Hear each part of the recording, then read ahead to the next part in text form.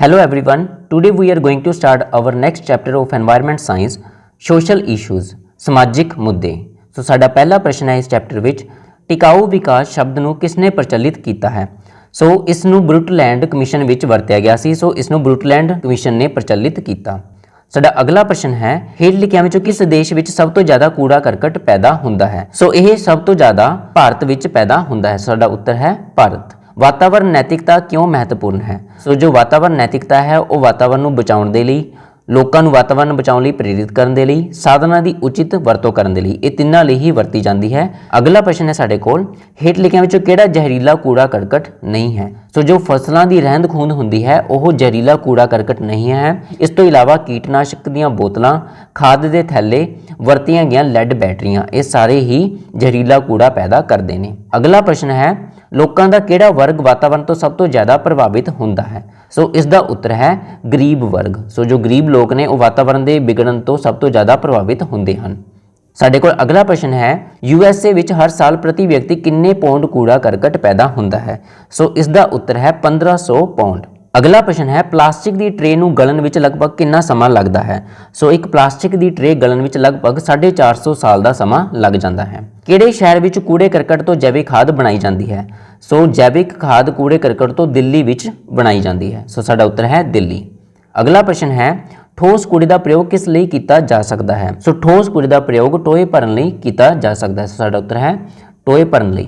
ਅਗਲਾ ਪ੍ਰਸ਼ਨ ਹੈ ਪਾਣੀ ਨੂੰ ਕਿਸ ਤਰ੍ਹਾਂ ਸਾਫ਼ ਕੀਤਾ ਜਾ ਸਕਦਾ ਹੈ। ਉਬਾਲ ਕੇ, ਫਿਲਟਰ ਕਰਕੇ, ਕਲੋਰੀਨ ਪਾ ਕੇ। ਸੋ ਉਪਰੋਕਤ ਦਿੱਤੇ ਗਏ ਸਾਰੇ ਹੀ ਤਰੀਕੇ ਅਪਣਾਏ ਜਾ ਸਕਦੇ ਨੇ। ਟਿਕਾਊ ਵਿਕਾਸ ਦੇ ਉਦੇਸ਼ਾਂ ਅਤੇ ਟੀਚਿਆਂ ਨੂੰ ਕਦੋਂ ਤੱਕ ਪ੍ਰਾਪਤ ਕਰ ਲਿਆ ਜਾਵੇਗਾ। ਸੋ ਇਸ ਨੂੰ 2030 ਤੱਕ ਪ੍ਰਾਪਤ ਕਰ ਲਿਆ ਜਾਵੇਗਾ। ਸੋ ਸਾਡਾ ਉੱਤਰ ਹੈ 2030। ਅਗਲਾ ਪ੍ਰਸ਼ਨ ਹੈ ਭਾਰਤ ਵਿੱਚ ਹੇਠ ਲਿਖਿਆਂ ਵਿੱਚੋਂ ਕਿਸ ਰੁੱਖ ਦੀ ਪੂਜਾ ਕੀਤੀ ਜਾਂਦੀ ਹੈ। ਸੋ ਭਾਰਤ ਵਿੱਚ ਪਿੱਪਲ, ਤੁਲਸੀ, ਖੇਜਰੀ ਇਹਨਾਂ ਤਿੰਨਾਂ ਦੀ ਹੀ ਪੂਜਾ ਕੀਤੀ ਜਾਂਦੀ ਹੈ। ਸੋ ਸਾਡਾ ਉੱਤਰ ਹੈ ਉਪਰੋਕਤ ਦਿੱਤੇ ਗਏ ਸਾਰੇ। ਅਗਲਾ ਪ੍ਰਸ਼ਨ ਹੈ ਧਰਤੀ ਦੇ ਸਾਧਨ ਸੀਮਿਤ ਹਨ ਅਤੇ ਸਾਰੀਆਂ ਪ੍ਰਜਾਤੀਆਂ ਲਈ ਹਨ। ਇਸ ਵਿਚਾਰ ਨੂੰ ਕਿਸਨੇ ਪ੍ਰਗਟ ਕੀਤਾ ਸੀ। ਸੋ ਇਹ ਵਿਚਾਰ ਪਰਿਆਵਰਣਕ ਕੇਂਦਰਿਕ ਵਿਚਾਰ ਹੈ।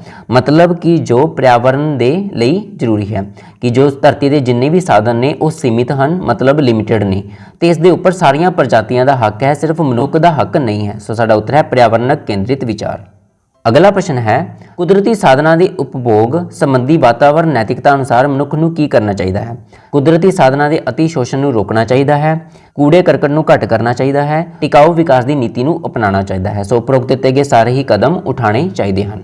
ਅਗਲਾ ਪ੍ਰਸ਼ਨ ਹੈ ਹੇਠ ਲਿਖਿਆਂ ਵਿੱਚ ਕਿਹੜਾ ਮਹਾਦੀਪ ਵਿਸ਼ਵ ਦੇ ਸਭ ਤੋਂ ਵੱਧ ਸਾਧਨਾਂ ਦਾ ਪ੍ਰਯੋਗ ਕਰਦਾ ਹੈ। ਸੋ ਇਹ ਮਹਾਦੀਪ ਹੈ ਯੂਰਪ ਮਹਾਦੀਪ। ਸੋ ਸਾਡਾ ਉੱਤਰ ਹੈ ਯੂਰਪ। ਅਗਲਾ ਪ੍ਰਸ਼ਨ ਹੈ ਟਿਕਾਊ ਵਿਕਾਸ ਹੇਠ ਲਿਖਿਆਂ ਵਿੱਚੋਂ ਕਿਸ ਨਾਲ ਸੰਬੰਧਿਤ ਹੈ। ਆਰਥਿਕ ਵਿਕਾਸ, ਸਮਾਜਿਕ ਵਿਕਾਸ, ਵਾਤਾਵਰਣ ਸੁਰੱਖਿਆ, ਉਪਰੋਕਤ ਦਿੱਤੇ ਗਏ ਸਾਰੇ।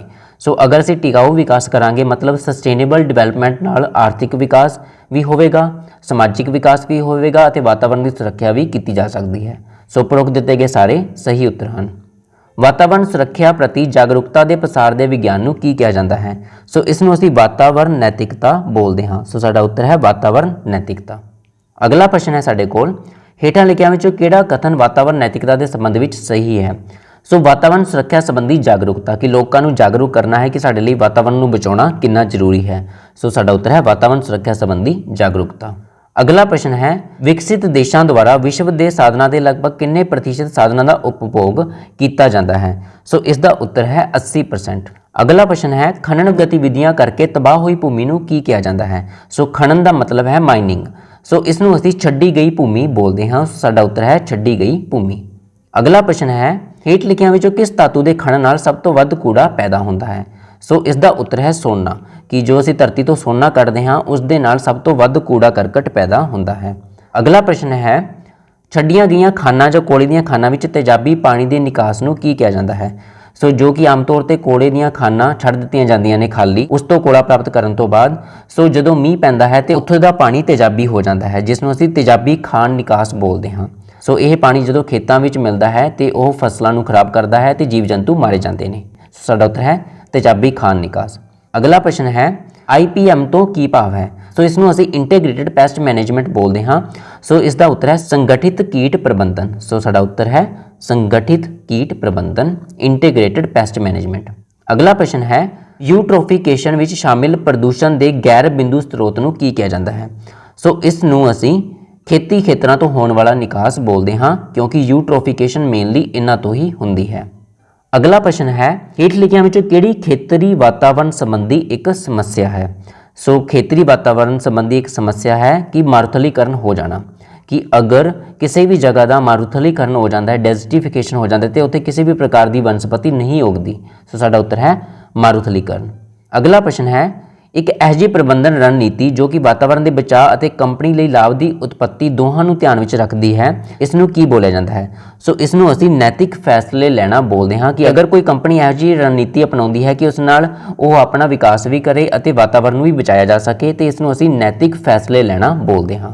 ਅਗਲਾ ਪ੍ਰਸ਼ਨ ਹੈ ਉਤਪਾਦਨ ਦੌਰਾਨ ਪ੍ਰਦੂਸ਼ਣ ਨੂੰ ਘੱਟ ਕਰਨ ਅਤੇ ਉਤਪਾਦ ਦੇ ਸਮੁੱਚੇ ਜੀਵਨ ਕਾਲ ਦੌਰਾਨ ਉਸ ਦੇ ਵਾਤਾਵਰਣ ਤੇ ਪੈਣ ਵਾਲੇ ਪ੍ਰਭਾਵਾਂ ਨੂੰ ਨਿਯੰਤਰਿਤ ਕਰਨ ਨੂੰ ਕੀ ਕਿਹਾ ਜਾਂਦਾ ਹੈ। ਸੋ ਇਸ ਨੂੰ ਅਸੀਂ ਵਾਤਾਵਰਣ ਲਈ ਡਿਜ਼ਾਈਨ ਬੋਲਦੇ ਹਾਂ ਤਾਂ ਕਿ ਕਿਸੇ ਵੀ ਚੀਜ਼ ਦਾ ਇਸ ਤਰ੍ਹਾਂ ਵਿਕਾਸ ਕੀਤਾ ਜਾਵੇ ਕਿ ਉਸ ਦੇ ਵਿਕਾਸ ਨਾਲ ਵਾਤਾਵਰਣ ਨੂੰ ਕੋਈ ਵੀ ਨੁਕਸਾਨ ਨਾ ਹੋਵੇ। ਸੋ ਇਸ ਨਾਲ ਅਸੀਂ ਇਸ ਚੈਪਟਰ ਦੇ ਸਾਰੇ ਪ੍ਰਸ਼ਨ ਪੂਰੇ ਕਰ ਚੁੱਕੇ ਹਾਂ। ਸਾਡਾ ਜੋ ਅਗਲਾ ਚੈਪਟਰ ਹੈ ਉਹ ਹੋਵੇਗਾ ਸਥਾਨਿਕ ਵਾਤਾਵਰਣ ਮੁੱਦੇ, ਲੋਕਲ ਐਨਵਾਇਰਨਮੈਂਟਲ ਇਸ਼ੂਜ਼। Thank you.